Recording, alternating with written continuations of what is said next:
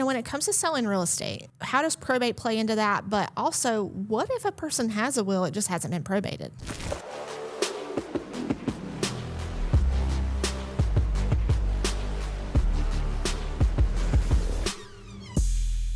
Hey everybody, welcome back to another episode of The Real Estate Show. I'm Tiffany Weber, real estate attorney in Mooresville, Denver, and Huntersville with Thomas & Weber, and I'm joined by my fellow attorney today, Erica Henson. Welcome back. Thank you, Tiff. We're going to talk about a kind of complicated topic and try to keep it simple, but, it's not the easiest topic in the world. It's a misunderstood topic, and that is probate. Like a lot of people assume it is a dirty word. And we're going to talk about probate specifically when there is no will. So if you will kick us off, Erica, let's talk about what is probate at all?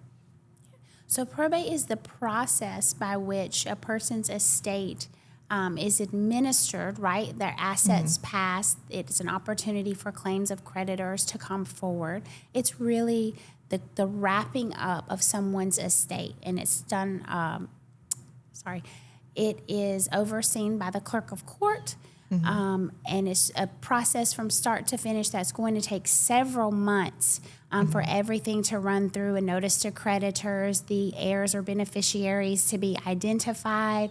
There is a accounting that happens of all of the decedent's assets. So it's a whole process wrapped into this word that we call probate, which is the process of administering the decedent's estate. Yeah, which is not unlike the concept of closing, which is a long process that we wrap up into.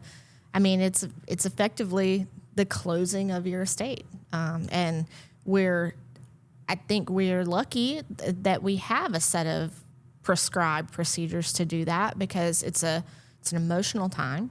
It's complicated. There's a ton of mountains of paperwork, and if it was a Wild West to try to get all of this done, it'd be way more difficult.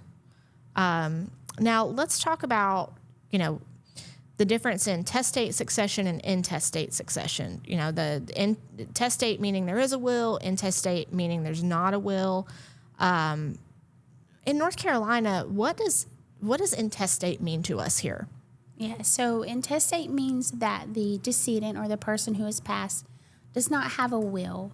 And so we have laws, particularly laws around intestacy, that tell us then how the decedent's assets are to pass. If there's no will, then we refer to the statutory language that tells us how the assets are to pass, whether it's to the spouse, the children, parents, the brothers and sisters of the decedent. Yeah, that's when you start talking about weird things like lines of consanguinity and my gosh, it's like calling back at things we had to write on our law school exams.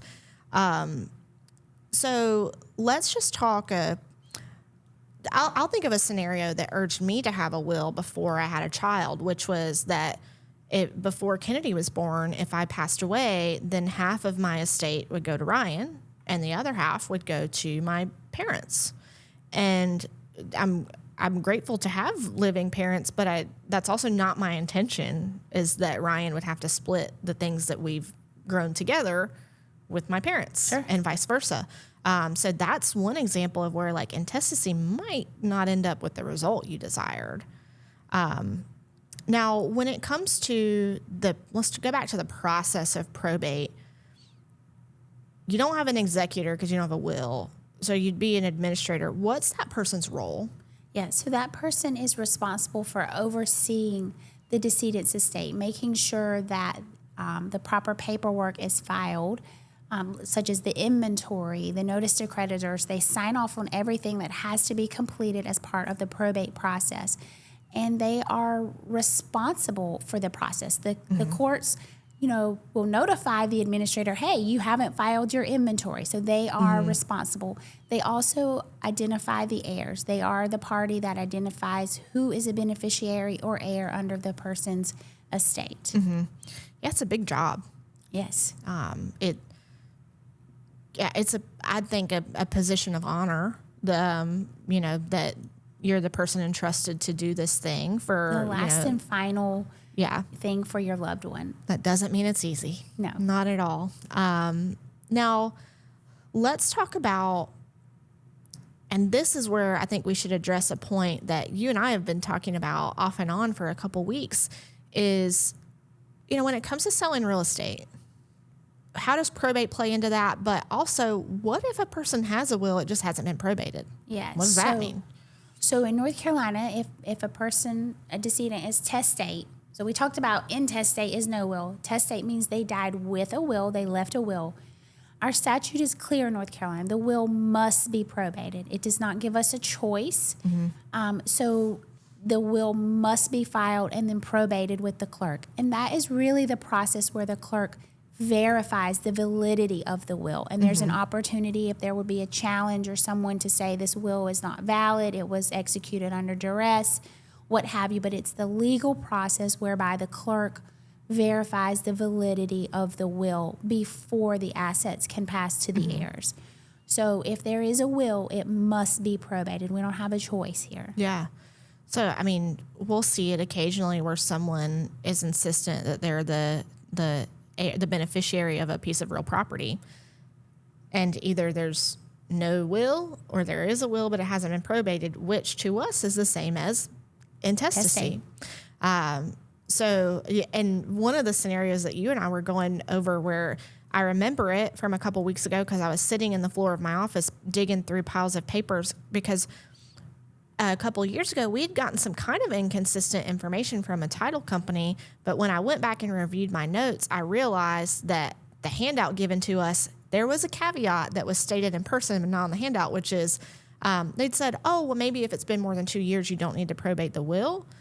What they were saying is if it mimics the intestate succession, because then what's the point, kind of.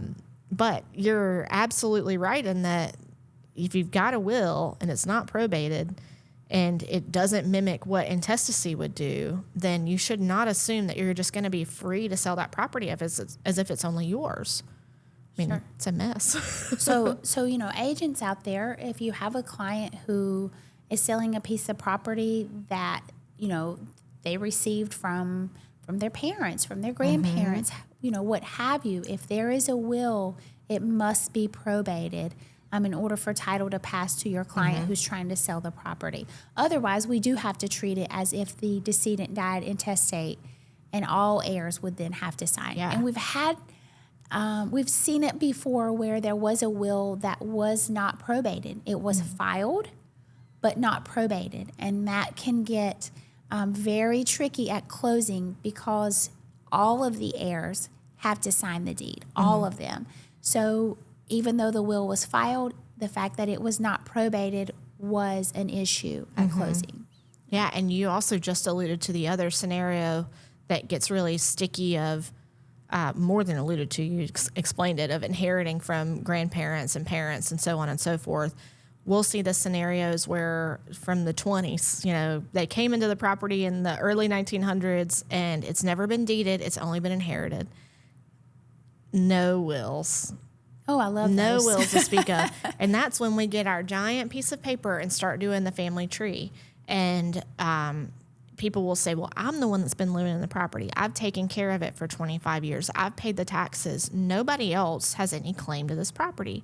Only to find out, due to intestate succession, 65 other people have a claim to that property. And they're all going to have to sign if you're going to sell it. And you better hope that they're not looking for a piece of the pie, because with 65 people, the pie is not going to be very big anyway. But it's certainly an issue, and it's not intended. I don't think that's anyone's intention when they choose not to get a will. It's an undesired effect, but certainly reality that is faced when you're selling real estate.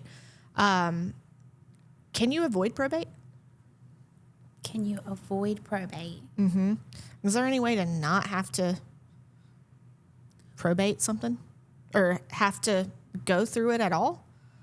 I guess that was a setup. I'm thinking of rights to survivorship, trust. Yes, you don't have, if there's no will, you don't have to open an estate. You don't have to go through the whole probate process. But to your point, if you hold title with rights of survivorship with someone, whether it's property, a bank account, what have you, then no, you don't have to go through the probate process. Some of those assets pass outside of probate. Yeah. But it your questions kind of made my head spin for a second. I would say if you know the decedent very well and you know there's no debts and you held everything with rights of survivorship, that's typically, or a simple estate, you could get around that. But if you don't know the person, if you're just the administrator or an executor named in a will and you don't know the ins and outs of their affairs, you really need to go through probate. You could maybe avoid it. Yeah. But it's not a good idea, probably. No. Especially if the property's got to be sold. Especially. Yeah. And trust. Sorry. Oh. Trust as well. If there's property held in trust, or if everything went into trust, then you don't have to. You can avoid the probate process. Yeah. But most of the time, I would say with significant assets, you see probate of some assets. Maybe not all. Yeah. But some. It's very rare that someone would have all of their property, including tangible personal property, owned by the trust. Sure. So the pour-over will gets it into the trust, but it's still got to be probated. I asked you that a little bit to set up the fact that, like, estate planning, some methods of estate planning or methods of titling your real property would mean that probate wouldn't be necessary, but that's advanced planning. That's not after the fact. That's not trying to find loopholes after someone's passed. That's something they had to do before they passed. And it's also, it kind of, I think most people look at probate negatively because of their experiences with intestate estates. Well, and it's a daunting process, right? If someone's going to try to administer an estate themselves and they have to go to the clerk and they're filing papers that they've never seen before, they're asked questions that they've never seen before, they may not even know how to answer. It's a very daunting process for most people. And you mentioned earlier, if you were emotionally connected to the decedent, you're emotional, right? It's a hard time. Some people don't even want to deal with probate. Some people don't have a choice. Yeah, it's that feeling of like, okay, universe, you took away my loved one and now you're dumping this on me too. Like, this is inherently unfair. And I agree with that. It is. But the alternative, which could be infighting or confusion, could be a little worse too. So I think that pretty well covers how does probate work when there's no will. Our advice on that would be do your best to avoid being intestate. There's some people that the Intestate Succession Act fits their life already, and whatever that act says is exactly what they would do otherwise. But if it doesn't, this is a good time to become introspective and maybe call your friendly local attorney and say, I'm looking at an estate plan. What makes sense for me? Thank you so much for your time and talking me through how probate works and some really good insights there. Thanks, Erica. Thank you, Tiff.